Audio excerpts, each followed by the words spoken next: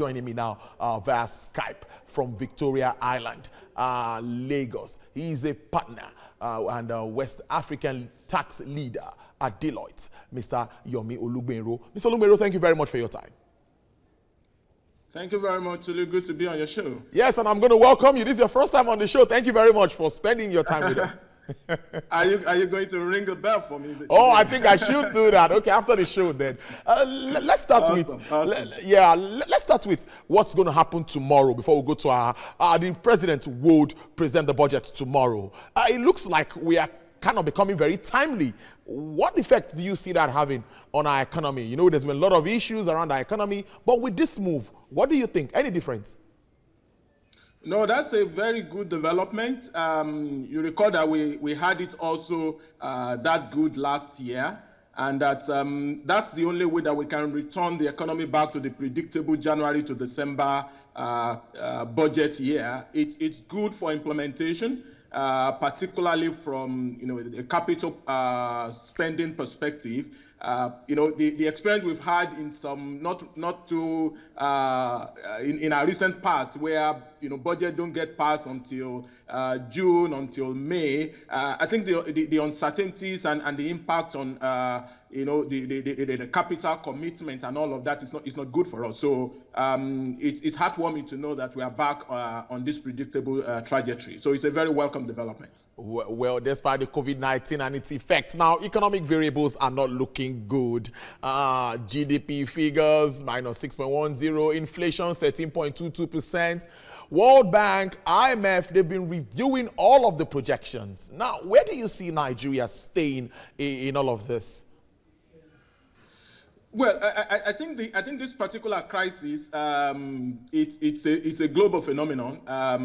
If you look around all of the economies, including those with very strong fiscal headroom, everybody is grappling with recession. Some are already in recession. Some are about to get into. So we're also waiting for the third quarter GDP result. But there's none of us that is in doubt that when the numbers are out, even if we're lucky to have the negative growth to be below the 6% that we had in second quarter, I think it's a sure banker that is still going to be in the negative territory. So the question for the country is not so much about whether the economy will go into another recession in just a couple of few years. We just exited one recently. I think the question is about how quickly are we going to be able to navigate our way away from recession? So is it going to be, is the recovery process and the impact of this pandemic, is it going to leave us with a V-shape, recovery? Is it going to be W? Is it going to be, I think that's the question. And like the focus that you gave us in your intro, I think the plight of Nigeria is going to be heavily dependent on how well we're able to marshal and gather the revenue that we need to be able to get the economy back on its feet. That's perhaps the biggest challenge that we have in the country. We've had that acknowledged by government. We've had that acknowledged by economists. We've seen the impact across businesses and all of that. So how well we're able to gather the resources that we're going to need to be able to get businesses back on track, get government spending on the critical sector so that we can jumpstart the economy. That's perhaps going to be the biggest challenge that's going to be facing us. Indeed. Now, let's now look at the impact now on the non-oil sector. We see this shift. Government is trying to source revenue because obviously we've seen what's happened to crude and the OPEC countries and non-OPEC countries and all of the cartel and all of the things that have been happening over there. Now that government is looking at the non-oil sector, some are saying that the moves are rather too aggressive, or I don't know. Do you see it that way? There was VAT at a point, and now we are talking about all forms. We are trying to just raise money. FRS has been on. What do you make of this? Well, I think for starters, there are very limited options available to the government in terms of how they have to deal with the non-oil sector and all of the drive. Yes. The fact is that with the volatility that we've seen in the recent past with oil, if we're going to get out of the woods and if we're going to get things done, the only reasonable thing to do is to see how to run the bulk of this economy from non-oil sources. And that has been an area where we haven't done well in the past. If I was looking at some statistics on the FRS portal recently, and even if you go back to 10 years or go back to 12 years, and all of that, you see that the bulk of, even from an FRS perspective, which is supposed, which is collecting taxes, both corporate income taxes and collecting VAT on behalf of the entire federation. If you put all of that, revenue together over many years, as far back as you could go, you will notice that a higher percentage is still from oil sources. Cumulatively, maybe something around 52-55% when I looked at the statistics over the past 15 years. So the years where the country had managed to report maybe revenue from oil, I mean FRS, revenue from oil that is higher than non-oil, at the period when the years when the country is able to report non-oil that is higher than oil are the years when we were in recession. So it wasn't because of any specific deep tax penetration in the sector that that garnered that kind of a money for us. So that's why you are having all of this pressure. That's why you are hearing all of the effort that the FRS is making. FAC allocation over the past couple of months have been largely dominated by taxes. So FRS is carrying the burden and carrying the weight of how to get this country continue to move forward. So it's understandable that because we are in recession, or the economy is really pressed hard, and recession is probably going to set in with the third quarter GDP coming in.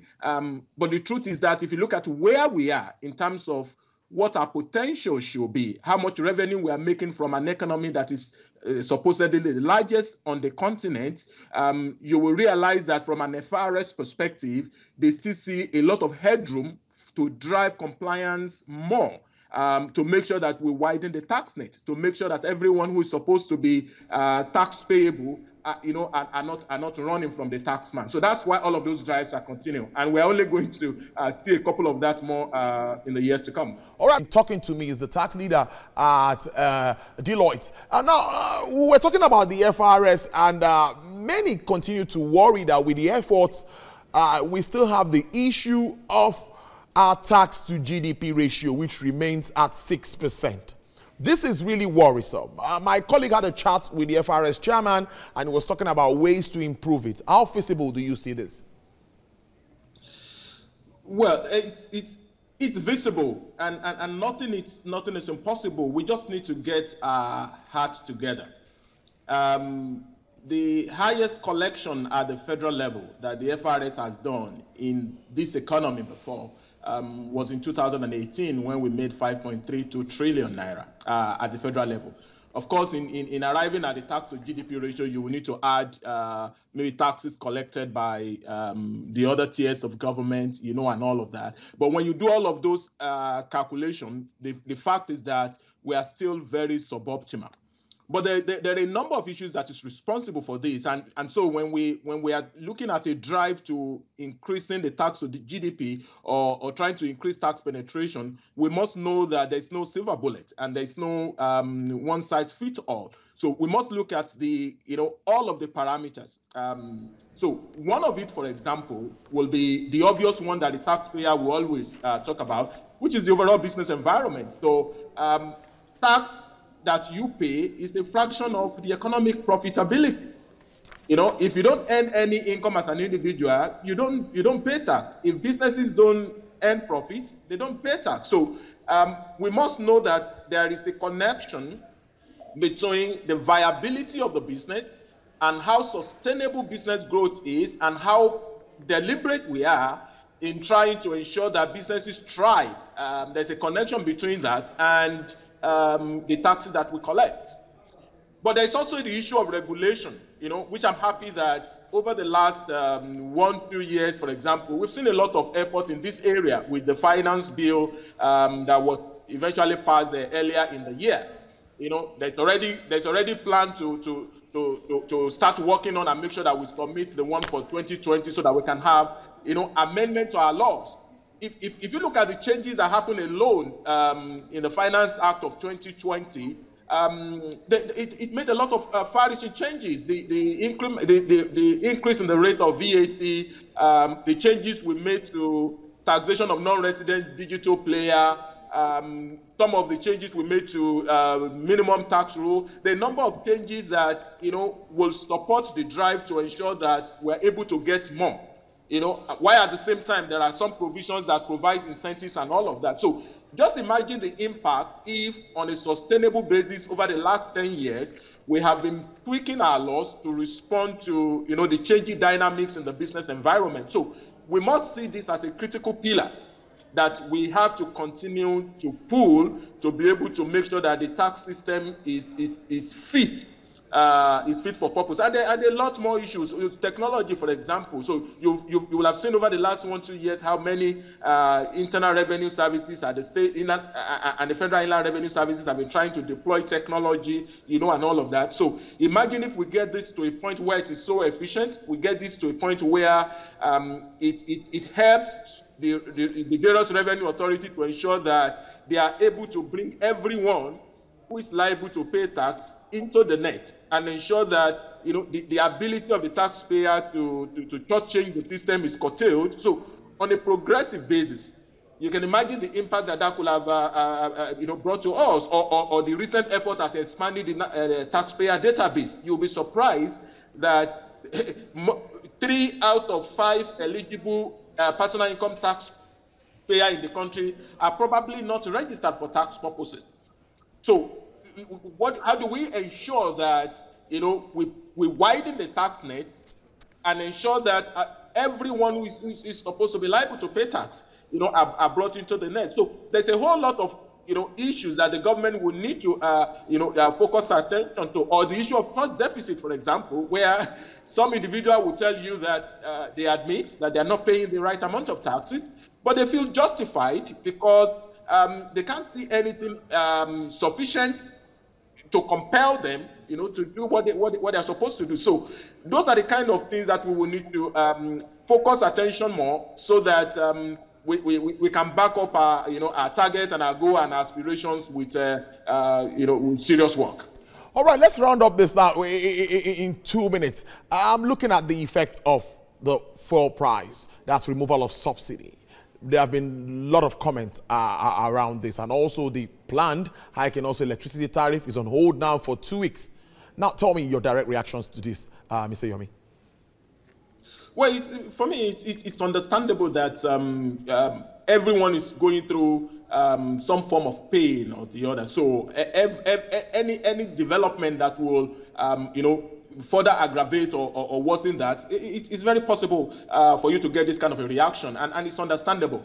But I think the point that we should realize is that, particularly with the issue of subsidy, the country is in a very dire state. We are in a situation where we need to determine how efficient and how effective we are able to use the little resources that is available for us. So we have huge infrastructure gap. We have huge gap in how much we're supposed to spend on healthcare. We have huge gap on how much we're supposed to spend on education. So if we don't have enough, is it appropriate to channel that little that we have to sources that perhaps is the middle class and the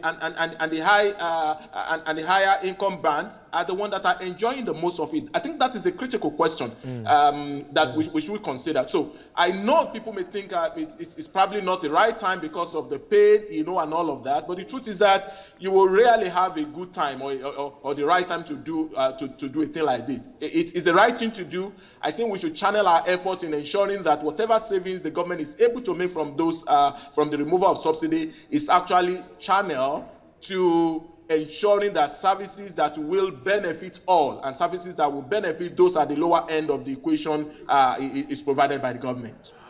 Mr. Yomi Olugbenro, partner, a West Africa tax leader with Deloitte. Thank you very much for your time. Despite the political campaign, we were able to wave through, at least run our interviews. Thank you so much. Thank you very much. It's my pleasure to be with you, Chole. All right, then.